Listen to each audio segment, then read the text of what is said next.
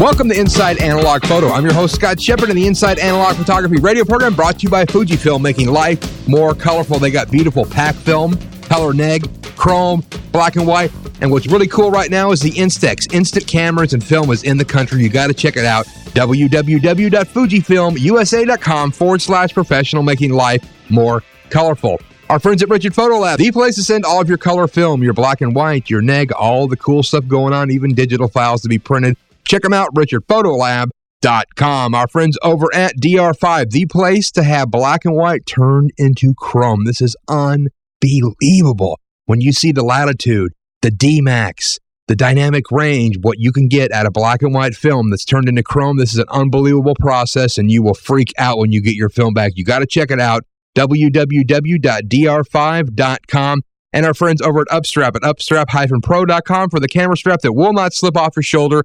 Check them out. And, of course, our media partners of www.apug.org, the Analog Photography User Group, the place on the web for all things analog photography. You definitely want to check them out. Great deal, $30 a year for membership. You will not get support like this anywhere on the web. We got a great show today. We have with us Leo Patrone. Leo is a wedding and lifestyle photographer out of Salt Lake City, Utah. We're going to talk to Leo about his photography, how he got into photography, how they're actually developing and scanning their own film in-house. It's pretty cool stuff going on. Leo, how you doing today? Oh, pretty good. How's it going, Scott? Good. Thanks for joining us here on Inside Analog Photo. I really appreciate you joining us today. We want to talk about Leo, your photography, you shooting film, and all this great stuff going on. So, Leo, to start with, give our listeners a little background on yourself, and then we'll get into some prior stuff and what's going on now. Awesome. Well, I'm originally from Argentina, and I moved to the United States when I was 14. Now I live in Utah with my wife. We've been married for about 5 years. Yeah, live in Utah, 20 minutes south of Salt Lake City. I shoot mostly weddings. I do some commercial work and family portraiture. Yeah, it's all captured on films. Very cool. So, Leo, tell me about your original interest in photography. Were you doing photography when you were in Argentina? Tell me about how you got started, got the bug for photography. Actually, my grandpa was a photographer, and my dad always loved photography. He always was around with cameras, but I was never interested until I went on a road trip with some friends, and one of my friends had a Canon 81, and I actually just grabbed the camera and shot like 2 or 3 rolls. It's like, wow, it felt great because I've always been into music, and I always liked to shoot Super 8 videos, and to me it felt like for a creative person, it's like endless possibilities. And actually got back from the trip, took the rolls to the lab, and I got the prints back.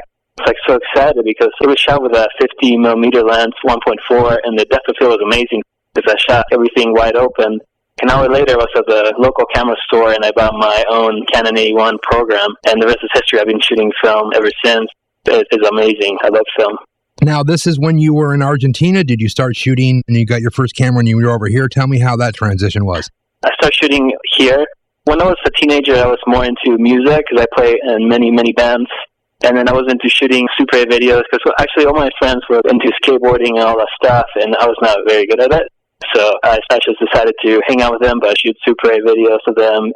That's kind of how my transition to photography, because I was into Super 8 film before, and that's how my love for film started. Well, let's talk about that. Let's talk about shooting Super 8 film. I mean, that is film. You're doing analog capture, but you're doing motion. How'd you get the Super 8 bug? Actually, I have older friends that were film majors, and I just found a camera, and I just started asking questions, just being curious.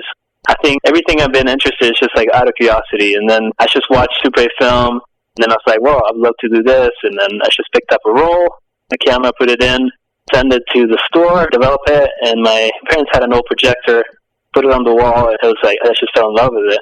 Because, I don't know, it's just the magic of film. You could film anything, and it looks awesome. Are you still shooting any motion? You still shooting Super 8? Yeah, I still shoot, like, family stuff, just, like, personal stuff for fun. Actually, I shot a wedding of a friend in Super 8 last year. I shot, like, 4 or 5 rolls. It's just great. It's a great medium, and it just feels timeless. I don't know, it's just kind of nostalgic. Yeah, I mean, it is very cool, and I see there's such a resurgence here of people that were shooting video are now doing Super 8 movies. And it's just amazing to me on how much money people are charging to have a Super 8 movie done at their wedding. It's crazy. Yeah, it's pretty crazy. Not too many people have the cameras anymore. I was talking to my dad the other day. It's like, how can you still shoot that? Because for some people, they think it's gone. Most people think that it's not available because you can't see them in regular stores. So people assume that that's gone. If people knew that was available, I think more people would shoot it because it's fun. It's a fun gift for a friend, or just shoot like little kids. It's a fun gift, I think, and it's pretty easy to do, actually. You can find that camera on eBay for $5, all automatic, and then shoot it. Because, I mean, it doesn't have to be perfect. There's the magic of the Super 8. If it's blurry, it looks great. Or you can get more technical and get a more professional camera and do also a great thing. So let's talk about gear here. We're going to get into more about the weddings and this fine art stuff and the look of your photography, but let's talk about what's Leo shooting with today. What are you shooting with gear-wise? Gear-wise, for weddings, I shoot with a Contact 645 for a medium format, and that's what I use for some getting ready shots, portraits of people, and some certain details. And for the rest, I use a Nikon F5. I have two bodies. The ones I use the most with the Nikon is a size 51.4. I just love the look of the size, amazing. And it's comparable to the Contact since it's the same brand lens, so I just love that lens. And then I use a 20mm 2.8, the Nikon, and then I use an 81.4 lens. Yeah? Yeah, those are my main three lenses. I don't use any long lens, longer than that. I just like to get close to people, interact with people. Well, of course, with the Contacts, you're probably shooting with the 80-2.0? Yeah, that's the only lens I shoot with. And then with the Nikon, I guess your pick would be 50mm. If you had any choice, it'd be grab your Zeiss and you can keep the rest. I just like the 50 and the 80 because I like to be close to people. When I shoot their portraits, I like to be up in their face. That's what I love about weddings, just interacting with people, getting to know people. I could probably shoot a whole wedding with 50. If I had to, that would be my choice, just the 50 or the 80mm lens. You're a pretty young guy. How old are you, Leo? I'm 26. Okay, you're 26. You're a pretty young cat. You would think that, okay, Leo would be all on a digital and all this Nikon D3 stuff and D3X and cool stuff in Photoshop and all these kinds of cool things. Before we get into your choice of film, why are you shooting film? Why are you digging film? I think the reason why I shoot film is I love the look of it. I just love the color of film, and I just love the process. Just I can do everything in camera. I can just do the exposure and develop it and scan it, and it looks great. I don't have to run any actions, or I don't have to think, oh, what am I going to do with the image? Am I going to make it black and white, or am I going to make it, I don't know, like run certain action? It's just, I know how it's going to look. I just love that if I expose my film a certain way, in my mind I can see it. So that's what I love about film. I feel like it's great colors as well, and it's soft, it's timeless. That is a great look. So let's get into that. Let's get into what your choice is for film stock. We have beautiful stuff from Fuji. We got beautiful stuff from Kodak. There's Ilford with black and white. There's even some other options for some other off-brand films. But what does Leo like to shoot? Actually, I develop my own film, so I feel like I have more quality control over what my images will look like because I scan it as well. Actually, in the past, I've been shooting 400 VC, which is like great color saturation. Recently, I started shooting Fuji film as well. I just love the 400H and the 800Z. They're great film stocks as well. And since I'm shooting Fuji, I have a developer with Fuji Hunt conversion. It's an Aritsu FV30. And using Fuji film from the beginning until the end, it looks great. So, Leo, tell me about your film stock. And we're going to get into this later, that you're developing and scanning your own film. You have a very unique workflow that nobody else really gets to do because they send this off to a lab. There's Richard Photo Lab. There's a lot of great labs in the country that a lot of people are sending their film to, but you have, I think, even one step more that you get to control everything from capture to development to scanning. So let's talk about your choice of capture. There's Kodak film, there's Fuji film, there's Ilford for black and white. Kodak's got black and white. Do you even shoot black and white? Let's talk about your film stock. Okay, yeah, I use different kinds of film stock. I recently started shooting Fuji film. I love the 400H because it has great color. The famous Fuji color is just gray, green, saturated colors. It's a great film. And also, it's great for any type of lighting situation. For a wedding especially, if you can shoot it any time of the day in the shade, in the sun, backlit, tungsten. It works great. It's a great film. And I like the 800Z for low light situation. I like it. It's more saturated. Another reason why I like the 400H is because I can overexpose it and has a great latitude. With 800Z, I have to be, in my opinion, a little closer to the true ISO. I wouldn't push it as much as the 400H, but Fujifilm, I make great film. Also, I used to shoot the 400 VC as well, which just has a great saturation. I think it tends to be more saturated in the red, and the yellow seems to be. And the fact that I'm scanning my own film, I have control over it so I can make it look the way I want. So, yeah, they're both great films. I also shoot a 3200 TMC from Kodak, It's a great film because I can push it to 6400. I can shoot almost with no light. So it's a wonderful film they make. So when you're shooting the TMZ 3200, when you shoot it at 64, do you actually pull it one stop when you develop it, or you develop it just like it's 32? I meter to 6400. Right. And then I push it to 64 under developing. Okay, so you actually push it to one stop when you develop it. Right. Yeah, when under developing. Yeah, that's right. So do you find that you typically like to shoot more color? And if you want to do black and white, you'll do a conversion after the fact once it's scanned? Or are you a purist where I want black and white, it's going to be black and white? Yeah, when I want black and white, I have black and white film. That's why I have two bodies on me. One body will have black and white film, and one body will have color. I don't want to waste too much time deciding what's going to be what. I just shoot it straight. Very, very cool there. So let's talk about this process of you developing your own stuff. Let's talk about your developing machine. What are you using to develop your film? Are you doing this stuff by hand? You got a Jobo? What are you doing? For black and white, I have a Jobo, and for the color, I have Noritsu QSV30 for the C41 film. Let's talk about developing the stuff with Noritsu, the QSV30. I know that you do a lot of work with our buddy Jonathan. Did you find that you were just having problems with outside labs?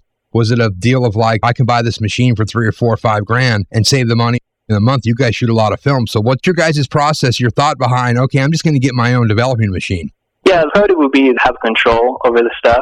In the past, I used to send my film to another lab, and sometimes it would look perfect, and then the next week, the colors would be a little off, and then I would have to spend time on the computer fixing the images to make it look the way I want.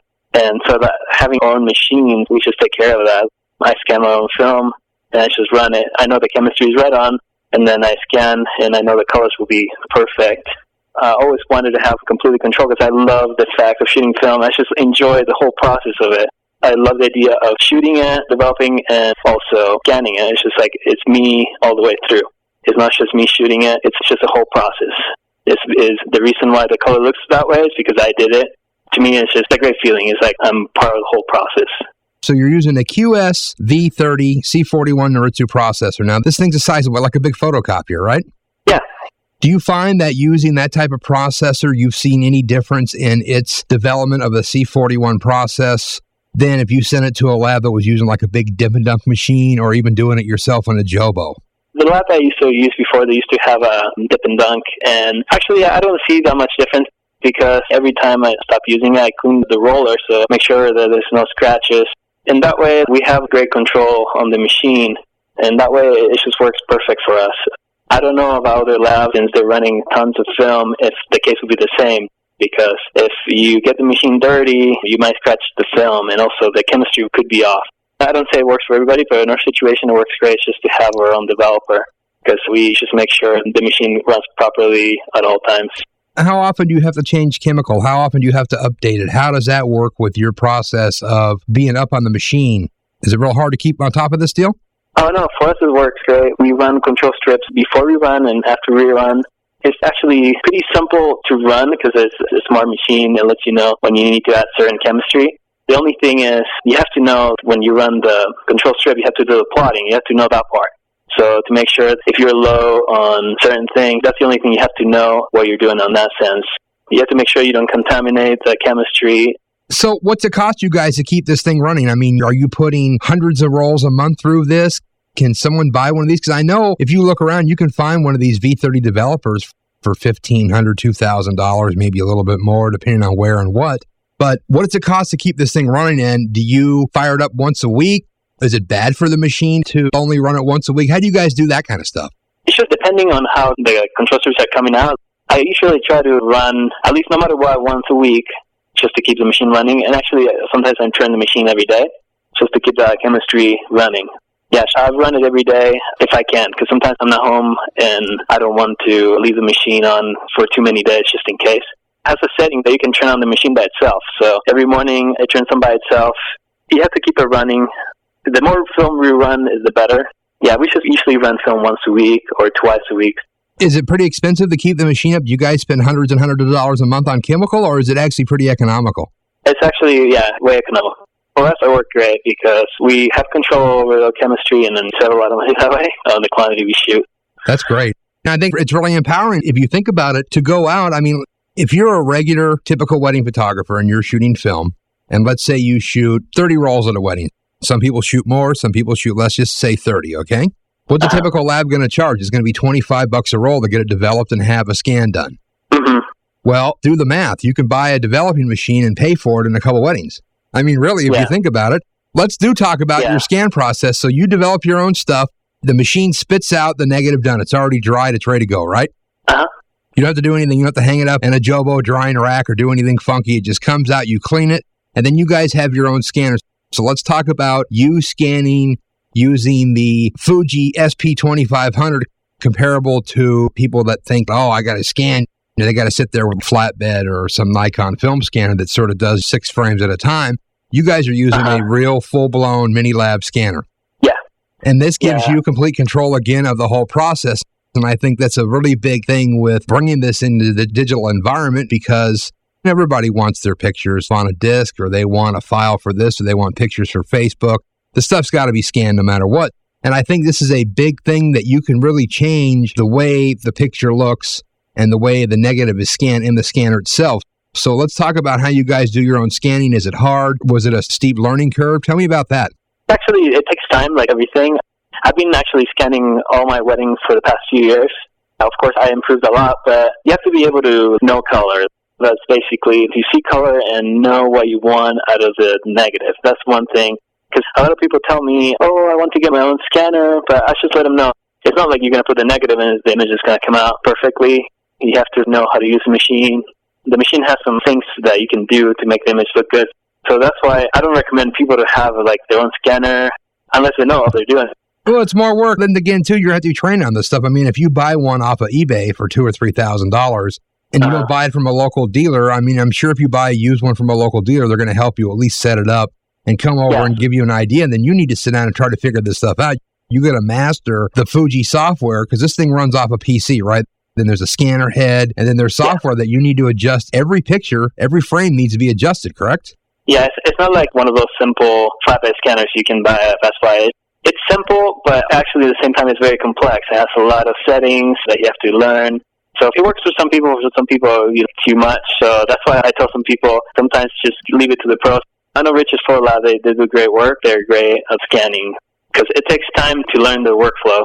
Plus, you're not only dealing with a scanner, you're also dealing with dust and scratches, because that scanner does not have visual eyes, so that's definitely an issue that you have to try to control the dust in the room where the scanner is. So that's another issue to deal with. And we were able to get a pretty good setup and make sure dust a minor issue. It's just not a big problem. No, like you said, I mean, if you can set up a room in your studio that's a clean room, put some fans in it so it's pressurized, there won't be no dust in the room. But like you said, a lot of people, it's easier just to send your stuff off to Richard or some other great lab and the stuff comes back. But then again, I don't know what the final cost is, but what do you figure it costs you guys to develop a roll of film by the time you pay for chemical? It's like, what, $1? 50 cents? About probably 50 cents tops. And basically you put the stuff in the machine, it sucks it through, and you walk away. How long does it take you to scan a roll of 36? Of 36? It just depends. It depends on how big you want to scan it. But if you go all the way to the biggest size, it's going to take you an hour? The biggest size, maybe 40 minutes on a roll of 35. It just depends how fast you can do a color. That's one thing. Right. Because if you spend too much time on each frame, that's a different story. But maybe 40 minutes, let's say, for one roll. So, I mean, it does get economically priced to where you can actually do this stuff and save a fair amount of money. But like you said, it's all about what you want to spend your time on, and maybe you might want to go out and shoot more. Who knows? So either way, I think this is very unique that you guys are doing this, and I think it's very cool that you are able to shoot. You know what you're looking for. You know what you can adjust and change. And I think that's what some people don't realize or don't know if they don't develop. And I don't even think it's so much the development because, I mean, you're not really playing too much stuff with the processor. I mean, you pretty much have a basic C41 setting and you run it through. You're not tweaking everything. You're not doing pull tests. It's not like you're doing Chrome. No, I don't pull on the C41 or push. It's just straight out, do it in the camera. I'll do all the settings in the camera. Right, but it does give you a possibility because what you're doing is you know in your head that, okay, when I shoot this, I know I can adjust that yellow on those girls' shoes when I'm scanning it. I'm sure you probably see things now with color. It's like, wow, that orange over there is really poppy. I can tone it down, or guess what? I can make that blow up later. This is going to be cool.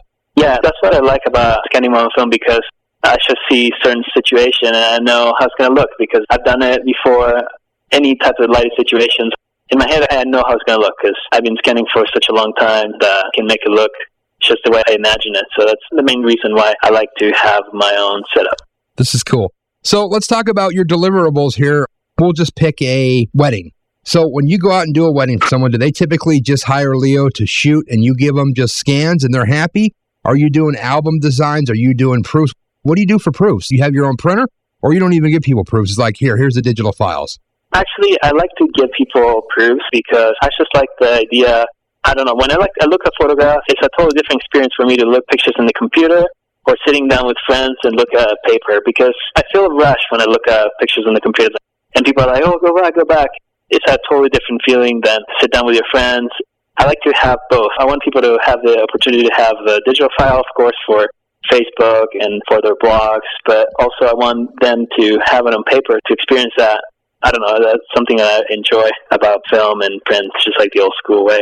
So what do you do for prints? Do you guys have a printer in-house? Are you farming the stuff out? Tell me what your workflow is when you're going to make these proofs for your clients. Actually, there's a local lab that's the proofs for me. But actually, I'm looking into just have my own printer as well. Just complete the setup, just so I can develop some prints. So that's something I'm looking into. I've already got the place for it. And then hopefully soon I'll have it set up. Because, that would be the final step, to have complete control over the product I want to create. Well, plus too, and I mean, you have a digital printer now. You can go in there and print all kinds of little special things for special events or even special cards for a wedding to hand out to people. You can do a lot of things with your own printer that people don't have the option to do unless you just do everything on inkjet. People just don't walk into their back room and fire up their mini lab and spit out some prints. Yeah. Leo, let's talk about your photography itself. So, Leo, tell me here about why you think people are hiring you to shoot their weddings. Is it because you're shooting film? They're looking for a film shooter? Do you think it's because you have a very relaxed, laid-back look to your photography? It doesn't look like a stage deal. It looks like they're just hanging out with their friends. Why do you think they're hiring Leo? I think it's just because of the look of the images. I don't know if people realize it's because of the film, but it's just they like the colors. Just I hear from people, oh, I love your color. And I just let them know the reason why the colors look like that is because I shoot film, and I also process it myself. I don't send it to any labs. It's more like a personalized thing. I shoot your event, but also once the event is done, I'll go to my place and I'll develop the film and work on your wedding. So whatever colors I saw at the wedding day, it will be on the digital file as well. They're more complete. I mean, they hire Leo, and guess what? It's end to end, and they know you're doing everything. Yeah. So I guess once they actually see this stuff and they get drawn in by the great photography, then of course when they get a chance to talk to you, it's like, okay, well, this is crazy because this guy's going to shoot my wedding. And then on top of it, he's going to be able to do anything that needs to be done to fix whatever. So this is pretty cool. Yeah, and I think most of the weddings I get is from referrals. And I enjoy so much to shoot weddings because I come from a very strong family. Every time there's a party at my house, we're all there, no matter what. And I know how important that weddings and family pictures because we always put a lot of importance to it. So every time I shoot a wedding, I just want to make sure I do the best I can because my family is the most important thing to me. So I know for those people, it is as well. That's the reason why I should film. If you combine great portrait with the film, it just creates timeless images. And that's the reason why I love wedding photography. No, I think that's cool. So let's talk about some of your other interests here. I mean, you also post some pretty cool photos when you're out traveling around. You've been doing a lot of traveling lately. Yeah, I've been traveling a lot. Actually, most of the weddings this year I have, they're out of state. I think I'm only shooting 3 or 4 weddings in Utah at all. So the rest is just out of the country. I've been in Singapore last month for a really cool wedding. And then all over the West, and I actually have a wedding in Chicago in a couple of weeks. So, yeah, it's been pretty cool just to travel around and see different kinds of weddings and just get different people from different places. So it's great.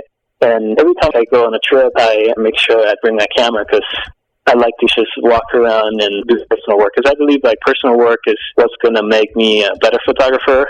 To me, the way I see photography, I don't do it just for a job. It's my passion. So I have to keep shooting, otherwise I feel like empty. So I think personal work is what keeps me want to keep shooting more. No, I mean, that's great. I mean, it's so cool to see your passion, and you can just hear the passion in your voice when you talk about the stuff. And anybody that's going to go to the point to where you're going to get your own developing, processing, and scanning and doing all this stuff, and then actually want to get a printer, you can definitely tell you're into the whole process from beginning to end. It's even more than just capturing the image. I think you actually enjoy the process. It's a craft. It's pretty cool. Yeah, definitely.